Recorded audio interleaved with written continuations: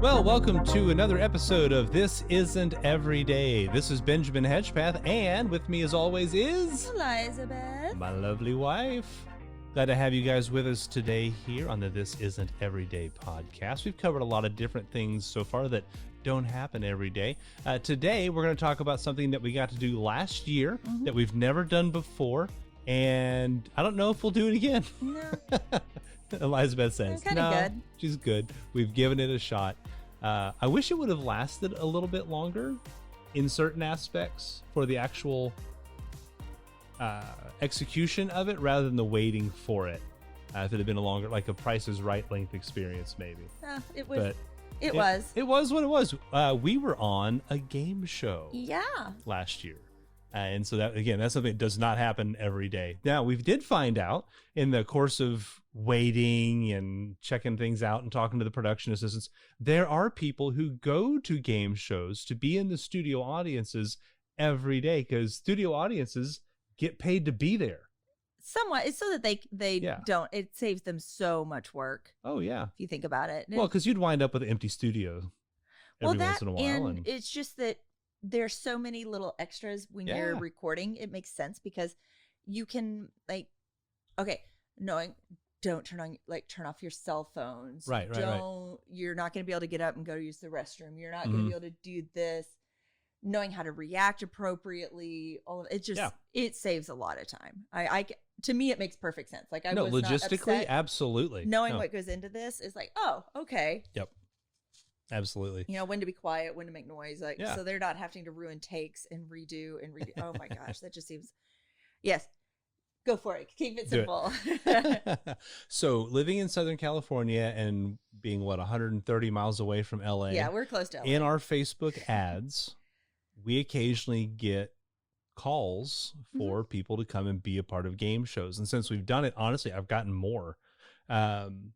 But so I got to add, I don't know, March last year that said, hey, can you get 5 friends together and come be on a game show? I was like, sure, why not? And they came down to San Diego and did the screening auditions, that sort of thing. Not everybody has the energy to be on TV. And it's like, well, we're part of a bunch of different entrepreneurial groups with a bunch of different go-getter personality type people. So, hey, let's tag some people in a post, see if they can do it. And some people could, some people couldn't, but we wound up with our group of 5. And we wound up, after a lot of waiting, we wound up on a game show called America Says. And it's kind of like a fill-in-the-blank version of Family Feud. Yeah. Just going to give people an idea. It's on the Game Show Network. We'd never seen it before because we don't have cable. Yeah, I was like, oh, I could do fill-in-the-blank stuff. Yeah. And the guy who hosts it, we'd seen before in TV shows and that sort of thing. Like, oh, it's a recognizable face. Yeah. And we'll put some links in the YouTube video for this, and maybe I can even find our episode. But I have our photo. Oh, yeah. We got a photo. We can probably throw that. Yeah, in the video. I'll throw it up here. Ready? 1, 2, 3. There's the photo. Fascinating. There we are. But that's our friend Melissa and our friend Nick. Yeah. And they were there with us. And we had another friend, Yoichi, who we didn't know this, but you had to have an extra person. Yeah. Just in case somebody got sick or couldn't be on. And so Yoichi didn't get to be in the photo. He's not in this photo. Yeah. And he wasn't able to be on the show. But he made some money. Yeah. And got to write off his travel. So, but no, so let's kind of talk through the course of the day. Once we got on site at CBS, it was CBS Studios is where it was recorded. And what was it? Brooklyn Nine-Nine, the park scene. Something that was like right outside door. Of where we were holed up in like a small warehouse. Yeah. They had snacks and meals and stuff for us there during the day while you're waiting. Board games, like kids board games to play. Yeah. And then we were all sequestered off in 15-foot tall, black curtained off areas with like 3 or 4 teams per space. So that was interesting. We ended up, so Ben and I going to LA, we learned a while ago it's easier not to drive. No, you take the train. We trained up. Don't drive to LA. And so that way you can just kind of chill and relax on your way up. But so it was a good day for us. Easy time getting getting a ride up and everything. And it was over the summer. The kids were home from school that day. Yeah. They did let you keep your phone in the waiting area because of the kids. Right. You know, we promised that we weren't going to post anything, and we didn't. We followed all the rules. I didn't take one picture the whole day. No, and so that way, if the kids needed us, we were reachable. We had to be accessible, yeah. And so, but when you go up, even making it to that point, you are not guaranteed getting on. No. And they are clear with that in your paperwork. Yeah. Like you get. There were teams that waited almost all day. Well, there was one team that literally waited all day because we were the last recording session. Yeah. And they didn't get on. Yeah, because the producers are choosing, they're looking for chemistry. They're looking for, like, they don't want all the teams to be the same type of team. Like, they have to keep some fun things going with that. Like, you can't have all fitness groups. Like, you know, there were quite a few of those up there. Of fitness groups, right? It's the bodybuilding bros. And things like that. So they were doing that, but we still had to go in front of producers, and then as they figured out the chemistry of the team, and they help you work with that too, getting it set up. But we were literally the last taping of the day. Yeah.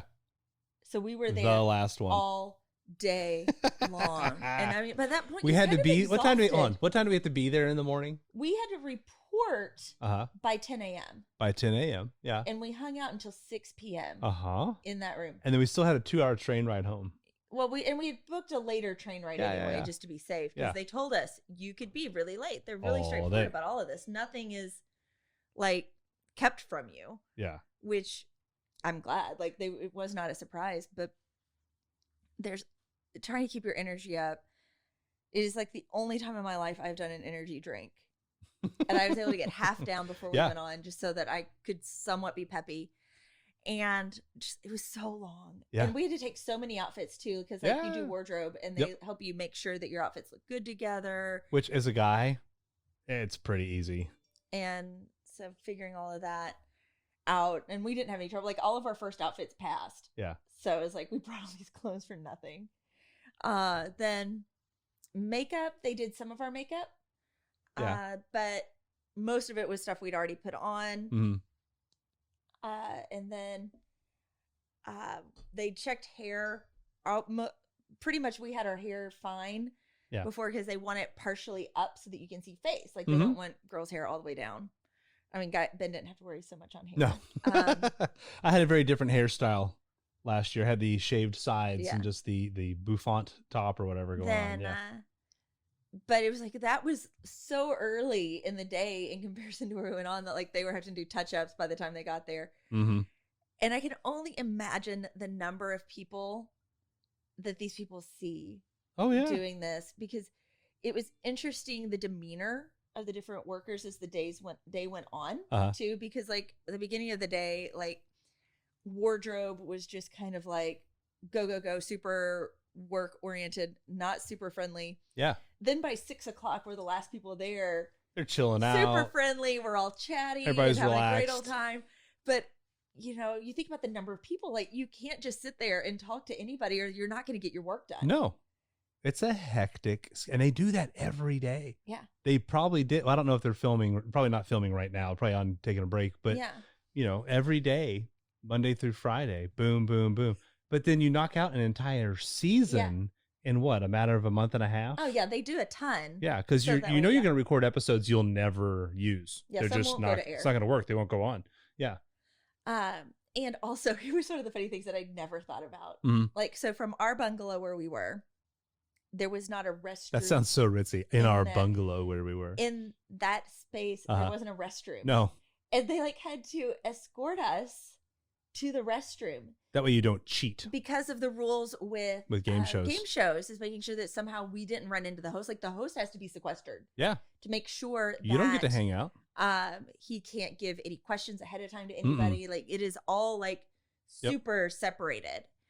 And it dawned on me. So it was like being back in like middle school, getting the bathroom hall pass. Like, I need to go potty. Okay, we got to get a group of 3 together. Everybody hold hands. Let's walk across the parking lot. The parking lot. Well, I mean, if you think about it too, people could sign up to be on game shows and then try to get away just to go meet famous people out on the lot somewhere. True. And that would be a huge problem. So I totally understand the keeping us under wraps while we're there thing. And we didn't see anybody while we were on the lot. We were kind of back in a corner. And that was fine. No, and if you did see somebody, it would be wrong to go bother them. They're at work. They're trying to work, yeah. They're at work. Well, and you know this, I have this policy, and I've heard several other people that, that have it.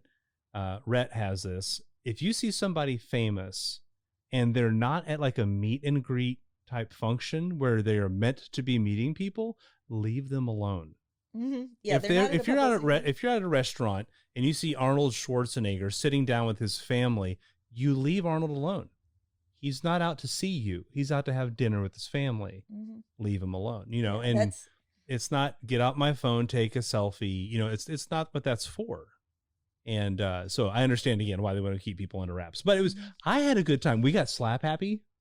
Oh, sitting there waiting. So long. Oh yeah, I mean, you just kind of like, okay, if I didn't know you well beforehand, now I do, because you're gonna hang out with people for an ungodly amount of time. The team we ended up playing against were a bunch of musicians. They were fun. They're here in San Diego, and so they were playing music, that type of thing. And so they had shtick. We didn't have shtick. That's probably why we lost. Yeah. Oops, sorry, spoiler. But we didn't win the game. When they started playing music in like the area, and like my first thought was, okay, we could either try to outdo them or we could just go for the worst song I could think of off the top of my head back at them. So I went for the worst option and immediately got everybody going with "You Say He's Just a Friend." Oh yeah, back. Oh baby, you. Yeah. I want to keep singing that song because it's so terribly singable. Yeah. But it's, no. And musically, it's horrible. I mean, it's just like, okay. Like when the original is that, like, not on key, like anybody else singing, it's going to be even that much worse. So that's what I came back with. And so we were like going back and forth with these songs and stuff and having some fun. No, and if we had to lose to anybody that was there, I'm glad it was them. They were super friendly. I like them a lot. Yeah. They do free concerts for their neighborhood just because. I mean, it's like, what a neat group of guys. So, so we played some games. We had to try to remember how to play Guess Who, which, by the way, what an awkward game to play now. Yeah, like half the words you can't use. It's like you can't. No, it's like I feel you're like stereotyping people, or it's like, what type of person was like, no, just stop, don't talk about that way. So I want all the people with IQs over 400. Yeah. I want all the people who play musical instruments. I want all the let me describe you with something besides your physical appearance. Yeah, like how many things can I say that I know? So it's just silly. But so we played a bunch of games. A lot of the games were missing their pieces. It's like, well, we'll make something work here. But no, we had a good time. And then when it came time around to actually play the game again, we were the last ones, and you're trying to keep your energy up. And I can't drink energy drinks. No, they make my heart beat funny. I don't like it. Plus there's a degree to where that level of sugar that those come with are very detrimental for me. I'm hypoglycemic. And so it's like, I don't want to spike and collapse, in the middle of all that. So I don't do those things. So, but I feel like we got fed well through the course of the day. They mic'd us up. We stood, we waited. TV sets are always smaller than you would think they would be. But this one was a generous size. It was. For a TV set, I thought it was pretty big. Yeah. I didn't feel squished. Single airplane hangar size? Yeah, like but it still wasn't tiny. No. The set part was big. Yeah. It didn't have a huge audience, but the set itself it wasn't like they were doing a lot of tricks to make it look bigger. No. So, basically, if you watch America Says, what you're looking at is the bulk of the set. Mm-hmm. There's space back behind for all the technical people who are on their computers and watching things and listening and audio this and whatever. Your lighting guy, they're all back behind and they're doing their stuff from there. Because on the front side, where you're facing as a contestant, there were 10 rows deep on a theater stack of people, cameras, televisions, all the other accoutrements that go along with making a game show happen. And I mean, it was cool. I mean, it was a fun place to go set up and spend some time. I will say I am a firm believer in front of the camera, in the moment, absolute blank thought process. Mm-hmm. So, like, for example, one of the questions that we were asked was TV shows with dancing. And you had to just fill in the blank. And so there was a bunch of blanks. They all had letters at the beginning, kind of prompt you for what the answers might be. And they train you on this. You have to keep spitting out answers. And I think that's part of what breaks you mentally. Because like when they were showing us ours, I saw L blank W blank. Like, oh, Lawrence Welk. When it was and S blank T blank. I was like, Soul Train. Great. When it was my turn, I couldn't have named Lawrence Welk if you paid me money. And they were trying to pay us money. Mm-hmm. I couldn't have named Soul Train. It went away. Absolute blank in the moment. And the moment my turn was over, it's like, why didn't I say Lawrence Welk? It was right there. And so it was just like, you lose it. And it's funny the way things panned out, because the other team was asked questions, and this is always the way you feel. The question they got before our dance show question was a lot more simplistic for answers than ours. But when you think about it, how many dance shows are there? Not that many. And so it's like, well, they had a much simpler, broader category to figure out. And we had a very specific list of things to put together, and we couldn't do it. And that's just all there was to it. So, but no, the brain blank in the moment thing. Yes, I absolutely understand why people look like they're dumbfounded on game shows now, because that was me. What did you think about the recording process? I thought it was good. I had to ask, because I haven't actually even watched the episode. No. Because there was a point.